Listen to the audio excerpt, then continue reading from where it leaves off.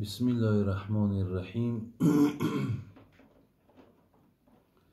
به نام جهاندار جان آفرین، حکیم سخن در زبان آفرین.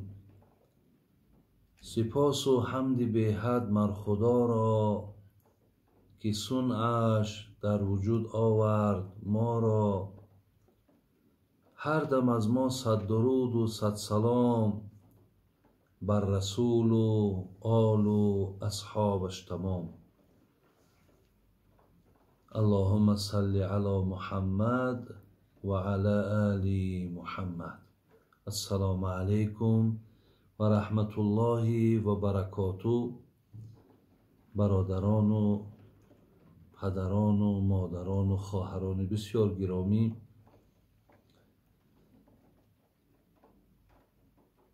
اینک ما و شما در روزهای ششم به هفتم ماهی مبارک رمضان قرار داریم. یکایک شما را به این روزهای خیلی خیلی مبارک، دهه رحمت، تبریک و تهنیت میگویم و از خدای مهربان دعا هم این است که این روزهای را که شما روزه می‌دارین به درگاهش مقبول گردانه و در عوض این ماه رمضان که شما بسیار خواهش ها و تمنیات های زیادی دارین، چه در دنیا چه در آخرت، الله مهربان از شما قبول بگرداند. و الله مهربان دعامون همین است که خداوند تا آخر این ماه هر کسی که بی درد هست، خداوند همچنان بی درد نگهش دارد و کسانی که درمند هستند، خداوند اونها را شفای کامل تید. اونهایی که از ما و شما بودند، گذشته روزه داشتند، امسال زیر خاک هستند، خداوند رحمت و مغفرتشان گرداند. و از الله مهربان خواهان هستم که برادران و خواهرانی که از ما در مهاجرت هستند، در غربت هستند، خداوند سفرهاتون به خیر و مبارک گردانه. و از خدای مهربان خواهان هستم که خداوند این وبا، این دردی که تمام عالم در یک گرداب، در یک سرگردانی مبتلا کرده است، الله مهربان این مشکلات از بالای جمیع مردم بردار. و خدای مهربان به سوی تو توبه میکنیم، طلب مغفرت میکنیم و از تو خواهش میکنیم، تولا میکنیم، زاره میکنیم که هرچی باشدم این از حاصل دستهای ما بود. خدای مهربان خواهش ما بندگانت این است که این مشکلات از بالای بندگان دور بگردان. و خدایا در عوض این بر بالای جمیع مردم روی عالم، علی خصوص این تاجیکستان ما، برکات و خیر و نیکیات خدای مهربان نازل بفرما. و الله مهربان در این روزهایی که قبول دعای بنده مؤمن است، خدایا این ملکهای ما را همیشه خوب، همیشه نیک، از جمیع گزندها، از جمیع آفتها، از جمیع مشکلاتها خدای مهربان نگه بدار. و جمیع بندگانی که در آبادی این جمهوری عزیز ما دست دارند، حرکت دارند، گفتگوها دارند، پیشنیادها دارند، نیتهای نیک دارند، خدا جمع شما در پناه رحمت و عصمتت نگهبان باشی. برادران عزیز و گرامی، میایم به سر آن سوال هایی که تا امروز بر من رسید پیش از آنی که من این سوالها را برای شما جواب گردانم، بسیار برای خودم ضرور دانستم که یک حدیث را از پیامبر نازنین خوانم و معناش به سمع شما رسانم، تا که انشاءالله کسانی از این شنیدگی ها بهره برداره، کسانی که از این شنیدگی ها انشاءالله کمر همت بنده تا از مکافاتی که در این حدیث پیامبر آمده است برخوردار گردد. بسم الله الرحمن الرحیم. عن ابن عمر رضی الله عنهما ان رسول الله صلی الله علیه و سلم قال: المسلم اخو المسلم لا يظلموه ولا يسلموه من كان في حاجة أخيه كان الله في حاجته ومن فرج عن مسلم كربة فرج الله عنها بها كربة من كرب يوم القيامة ومن ستر مسلما ستره الله يوم القيامة. متفق علیه. برادران عزیز و گرامی، خدای مهربان راضی باشه و رحمت کند امام بخاری مانه و امام مسلم مانه که این عزیزای خدا این حدیث بسیار زیبا و نازنین را که در داخلش چقدر معناها، چقدر دلالتهای زیبا که تا گوش در کار که اینها را گوش کند و توفیق در کار که به این حدیث پیامبر نازنین عمل کند. بچه حضرت عمر رضی الله عنه میارد، میگوید که رسول اکرم صلی الله علیه و سلم گفتند: المسلم اخو المسلم. مسلمان، برادران عزیز، برادر مسلمان هست، نابسته از منطقه هاشون، نابسته از جای زیستشان، نابسته از رنگ و نابسته از محلهاشان و برادر یکدیگر هستند. برادران عزیز، شما دانید که حقیقتا وقتی که میگویم مسلمان برادر مسلمان هست، این بسیار یک معنای بلندی را در بر میگیرد که مسلمان برادر مسلمان هست. معنای برادری یعنی در پهلوی یکدیگر ایستادن، دست یکدیگر را گرفتن، در حق یکدیگر همیشه غمخوار بودن، پشتیبانی از یکدیگر کردن، این را میگویند معنای برادری. در دام حدیث گوش میاندازیم: لا یظلمو ولا یسلمو. وقتی که شما با یکدیگر برادر باشین، هیچگاه در حق یکدیگر ظلم نکنین، هیچ وقت یکدیگر را تحقیر نکنین، هیچ وقت یکدیگر را در دشمنها تسلیم نسازین. من کان فی حاجت اخیه کان الله فی حاجته.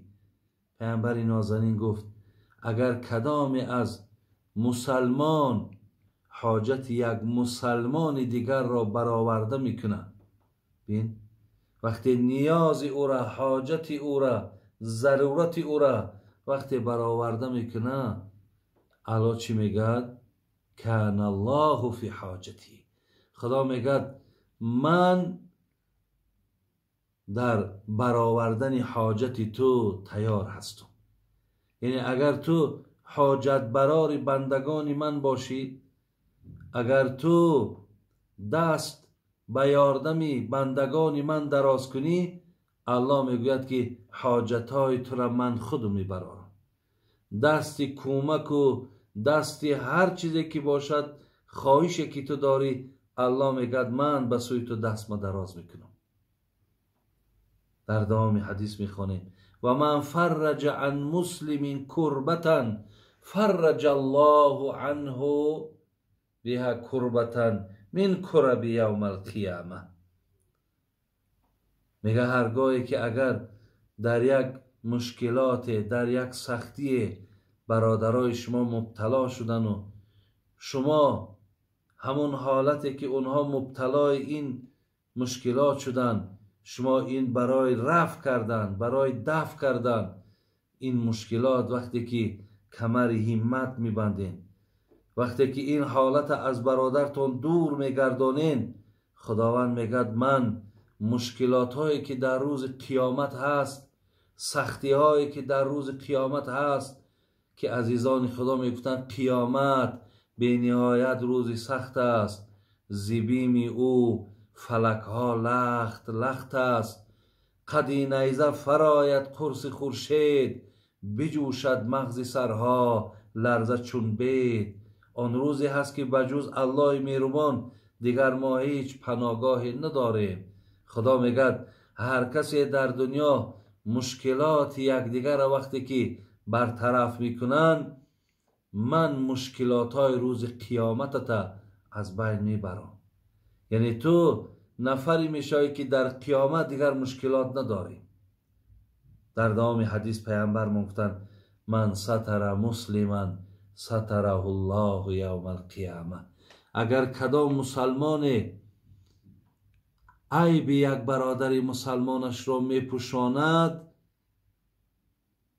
الله مهربان گفت هر عیبی که در تو هست، هر خجالتی که تو در دنیا، هر شرمندگی که در دنیا کردی، همه اینها را من روز قیامت ستر میکنم، همه اینها را من روز قیامت میپوشانم.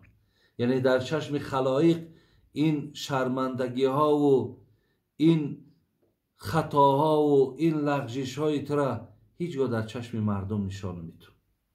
برادران عزیز و گرامی، انشاءالله من فکر میکنم که آنچه در داخل این حدیث گفته شده بود، من برای شما با یک طریق ساده، با یک طریق فهما انشاءالله به گوشی هر کدام شما رسانیدم. برادران عزیز و گرامی، خدا رحمت کند. عزیزان ما را میگفتن خواهی چو خلیل کعبه بنیاد کنی، آن را به نماز و روزه آباد کنی، روز 2000 بنده آزاد کنی، زان به نبود که خاطر شاد کنی. برادران عزیز، ببینین هیچ عملهایی که در ابتدا بیان میکند شاعر، هیچ کدام این با دل را به دست گرفتن، دل را خرسند کردن، برادرای عزیز در ثواب برابر شدن میتونند. زین لحاظ شما حرکت کنیم برادران عزیز که از این ثواب خداتان دور نگردانه. همیشه با برادرای مسلمان هاتون مهر ورزین، محبت کنین، یکدیگرهاشون دست یکدیگرهاتون گیرین. من در برنامه اینترنت نگاه کردم برادرای عزیز، از برنامه های اخبارهایی که از روسیه صدا می دادن، از تاجیکستان ما، از مردم تاجیک ما تعریف کردن. همون برنده هایی که اخبارهای روسی را میبرن، اونها تعریف کردن که ما در دستگیری مردم تاجیک در تاجیک یا در غیر دیگر ملت ها، حتی روس ها را من دیدم که شما یاردم میکنین که این کار شما بهترین کار است. حتی برنده های همون گویم اخبارهای روسی از شما تعریف کردن که این مردم، این ملت حقیقتا مقصد در خیر کردن، در صرف کردن بسیار مردم بغیرت بوده است.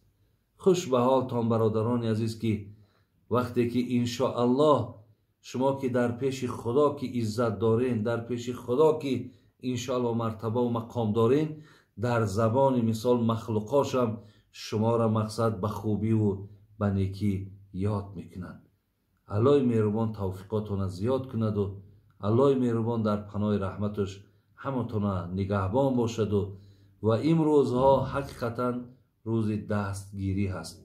روزی هست برادرای عزیز که انشاءالله از خدا امید است این روزها میگذرد، ولی شما بسیار یک اجر و پاداش بزرگی را به دست میارید.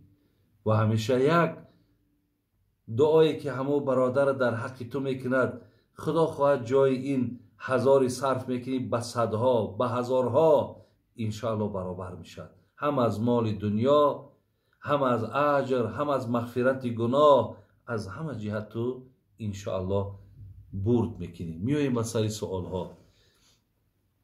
بابای حاجی میرزا گوید که کسی که در دستش نام الله را می نویسد چی حکم دارد؟ آیا این جایز است؟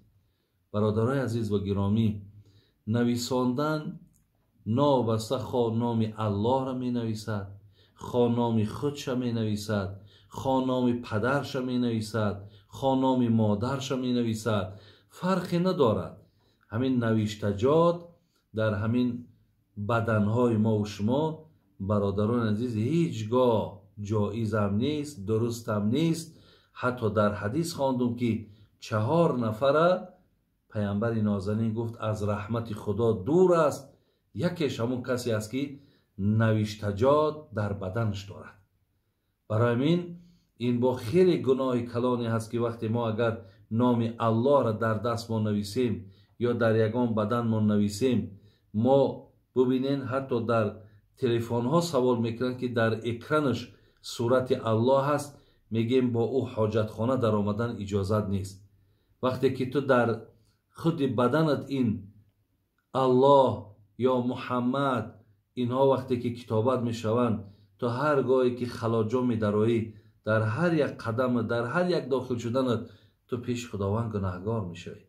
امروز اگر امکانش باشد کسی نوشتجات داشته باشد، بعضی میگد هم خیلی برآمده است، داروای برآمده است که از بالاش میمالند، همون حرفا همه نابود میشود. اگر امکانش باشد که حرج نباشد، با یگان ضرری به جسم شما نآورد، مقصد اونها را از پوستاتان دور کنید.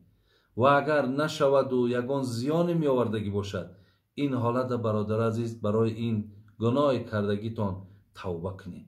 هیچگاه هر چیزی را که بین برادرای عزیز خداوند همین خلما را زیبا آفریده است که دیگر حاجت به تغییر دادن در همین عضوهای ما و شما نیست.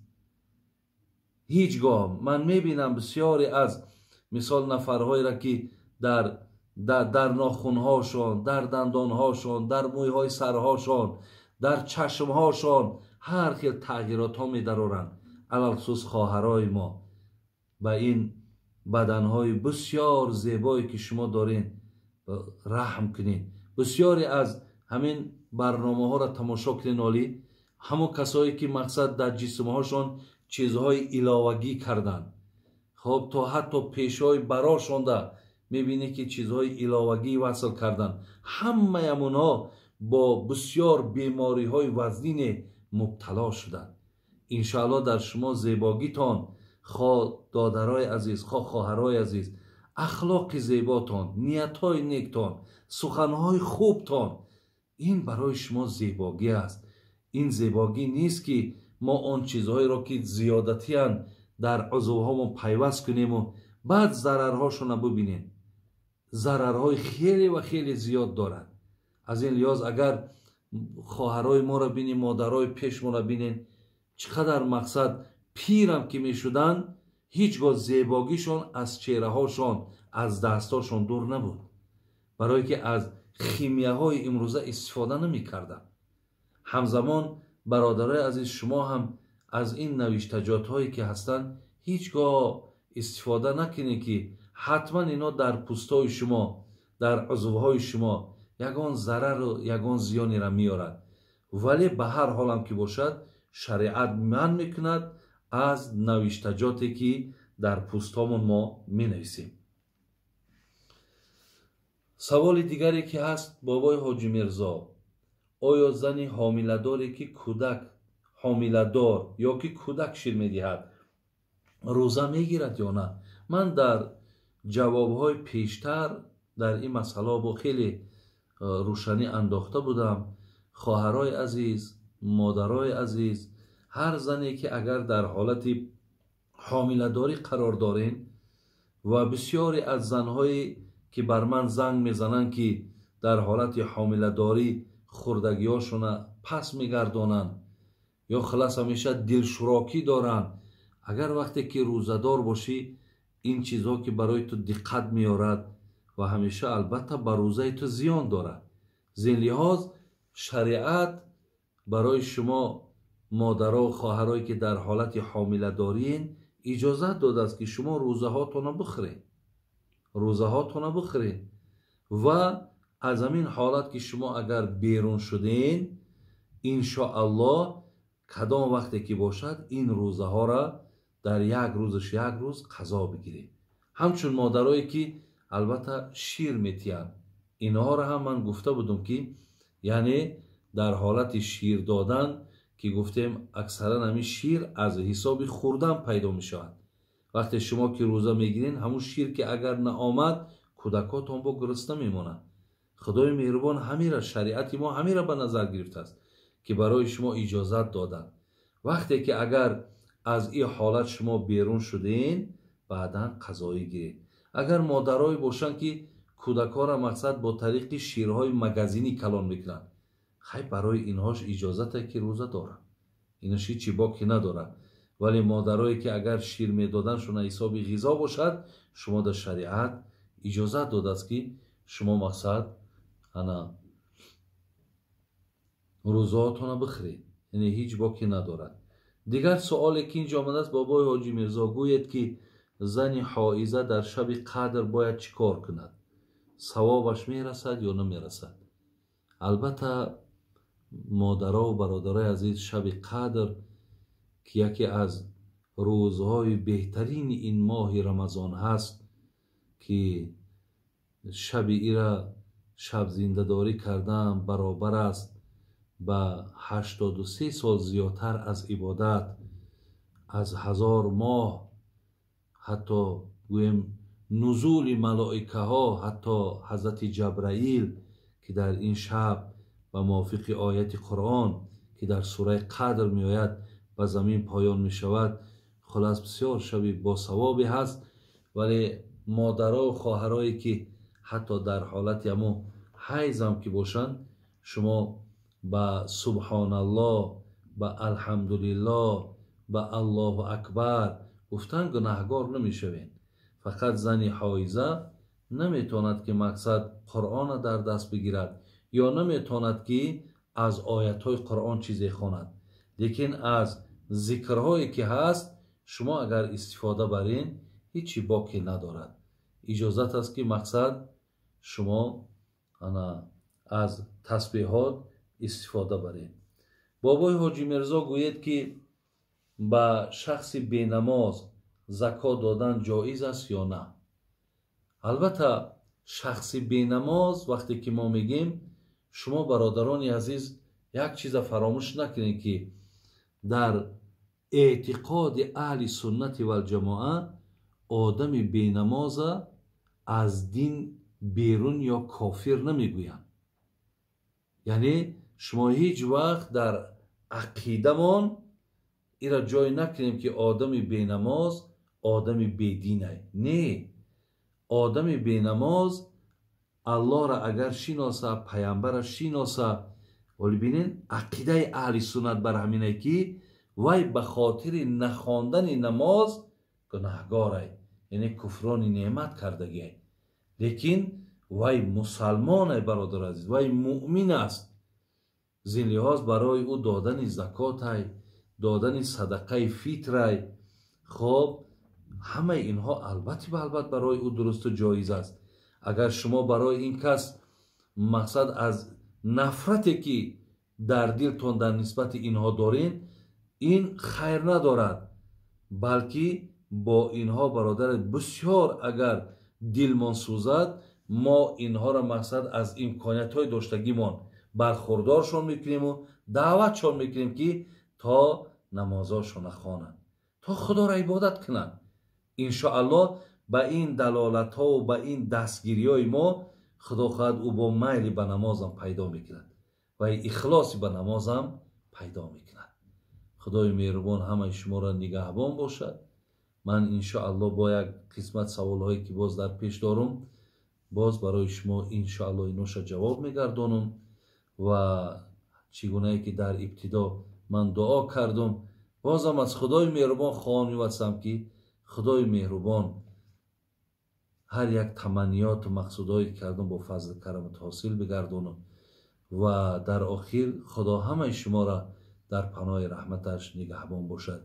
السلام علیکم و رحمت الله و برکاته.